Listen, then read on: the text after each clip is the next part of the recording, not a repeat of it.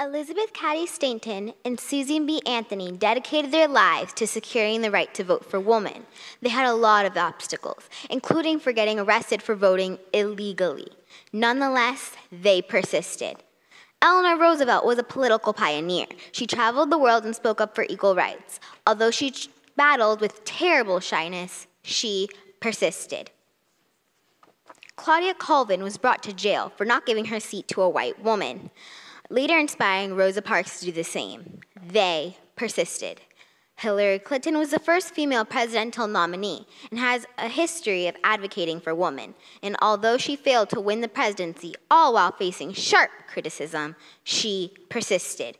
We still live in a world where there's inequality for women. So what do? We persist.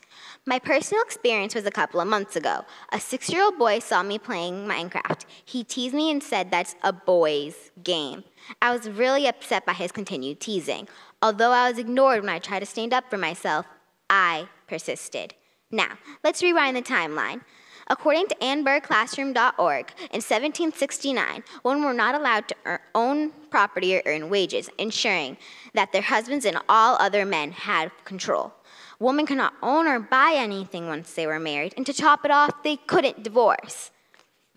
By 1839, women can own property while married, but only with their husband's consent. In 1890, after numerous protests, women can vote in all of the state of Wyoming elections. By 1900, women were granted some control over their property through the Women's Property Act. In 1920, the 19th Amendment finally gave women the right to vote. Since 1984, there have been 5 women who have legally run for either vice presidency or presidency. We have made progress, but there's still more work to do. In recent news, the Women's March in 2017 had 2.6 million people protesting gender inequality, making it the biggest march in history.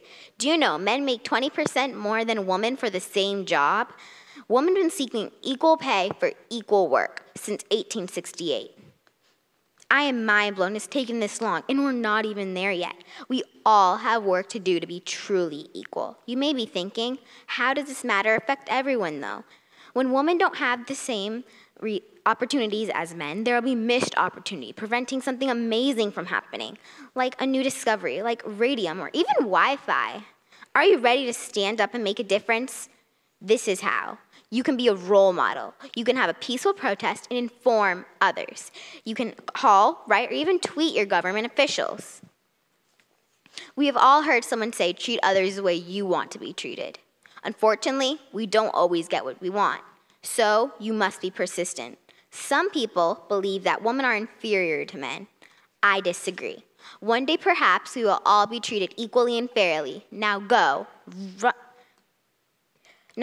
run like a girl, be persistent, and be heard.